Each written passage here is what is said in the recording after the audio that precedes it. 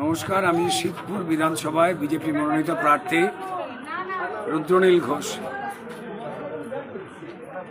খুব স্বাভাবিকভাবেই প্রত্যেকটি রাজনৈতিক দলের মতো আমিও প্রচারে বেরিয়েছিলাম শিবপুরের জল, ড্রেন, বাঁক, মশা, কর্পোরেশনের পরিষেবা যে নেই আপনারা জানেন। তৃণমূলের বিরুদ্ধে ক্ষোভ বিক্ষোভ মানুষ ছড়িয়ে দিচ্ছিল তাও জানেন। কিন্তু এত কিছুর মাঝখানে যদি মৃত্যু হয় তার থেকে দুর্ভাগ্যের আর কিছু নেই। আমি আপনাদের বলবো 3 সেকেন্ডের জন্য নীরবতা পালন করুন। এই মাত্র শিবপুরে আর একটি কল মারা গেল,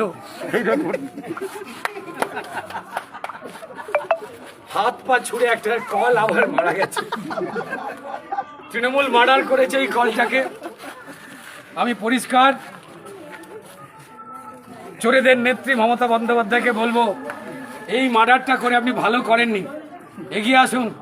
শুধু তাই নয়, লাশ ফেলবার জন্য দেখুন পাশ দিয়ে গঙ্গা বয়ে যাচ্ছে। এই হচ্ছে এলাকার গঙ্গা। একদম বর্ষাকালের দরকার নেই, আকাশে মেঘ করলে এই গঙ্গা হাঁটু অবধি চলে আসে। আর এই গঙ্গার জলই এতদিন ধরে লুকিয়ে চুরিয়ে এ ঠ্যাং তুলে যেভাবে মরেছে তার আগে লোককে খাওয়াচ্ছিল। যদিও এটা একটা মার্ডার, এই মার্ডারের আমরা শাস্তি চাইছি।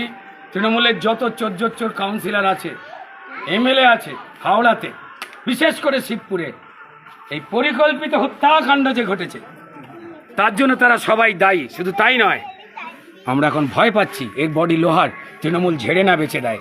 সাবধানে থাকবেন। নমস্কার। শিবপুর টেনশন।